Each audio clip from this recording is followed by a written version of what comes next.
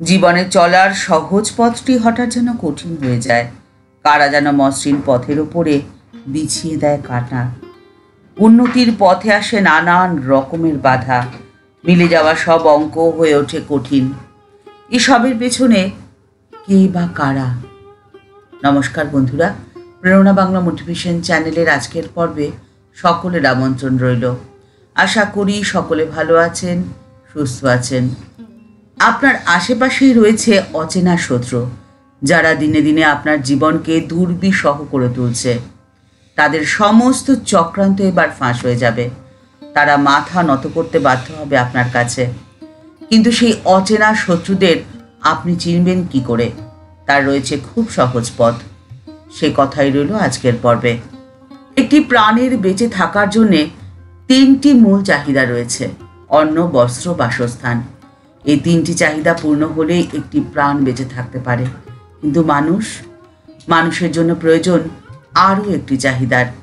সেটি হলো তার ভাবনা বা চিন্তা। আর বাস্তব সত্যটি হলো এটাই যে আপনার এই ভাবনা বা চিন্তা আপনার জীবনকে পরিচালিত করছে।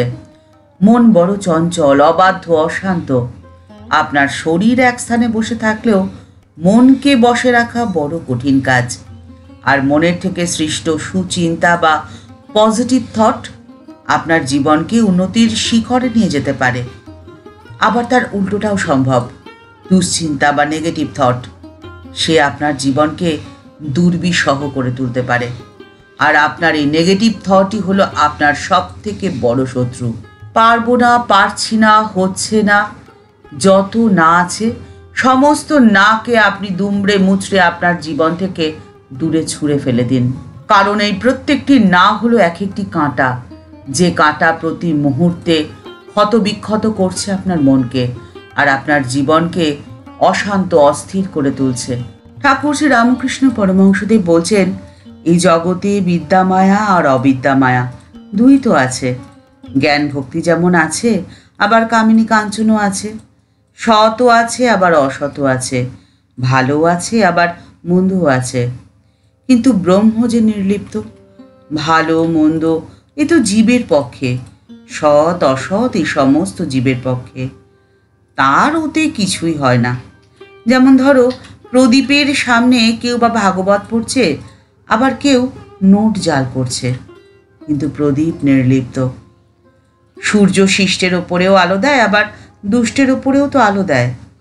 যদি বলো দুঃখ, পাপ, অশান্তি এই সমস্ত তাহলে কি? তার উত্তর এটাই যে ওসব জীবের পক্ষে, কিন্তু ব্রহ্ম নির্লিপ্ত। যেমন দেখো, সাপের ভেতরে তো বিষ আছে, অন্যকে কামড়ালে মরে যায়।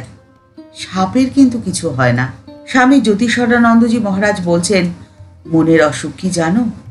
সংশয়, অবসাদ, চঞ্চলতা এবং বিষয় আসক্তি।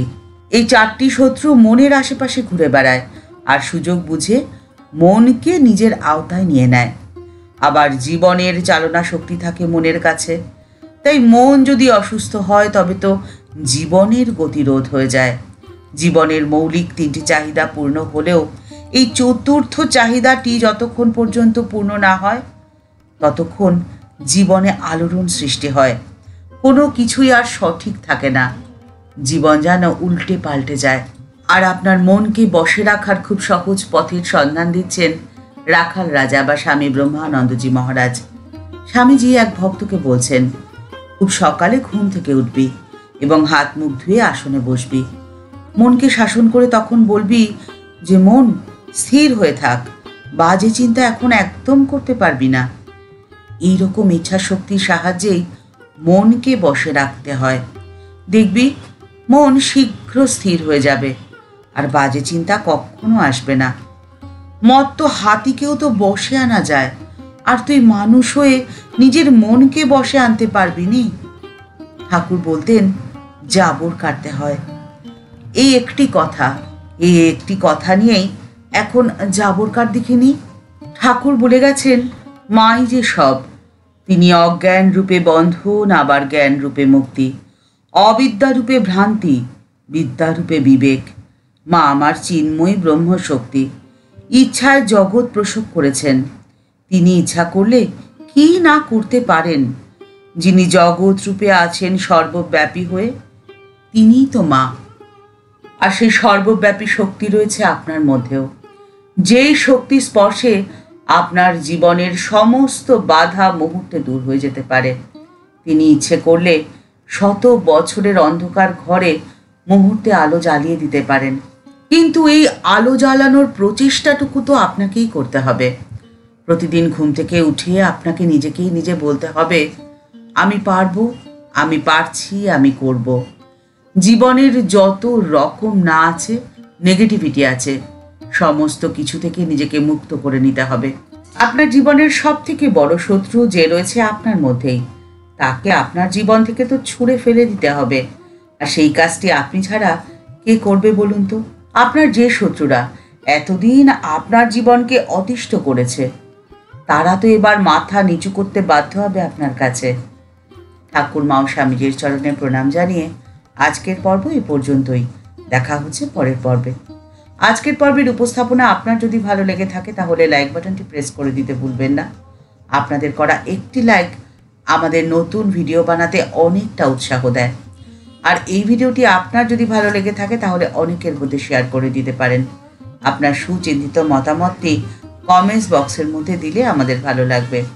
আপনি যদি এই চ্যানেলে নতুন হয়ে থাকেন তাহলে চ্যানেলটিকে সাবস্ক্রাইব করে বেল বাটনটি ক্লিক করে অল বাটনটিতে ক্লিক করে দিতে পারেন, তাহলে এই চ্যানেলে ভিডিও আপলোড হলেই আপনার কাছে নোটিফিকেশনটি চলে যাবে।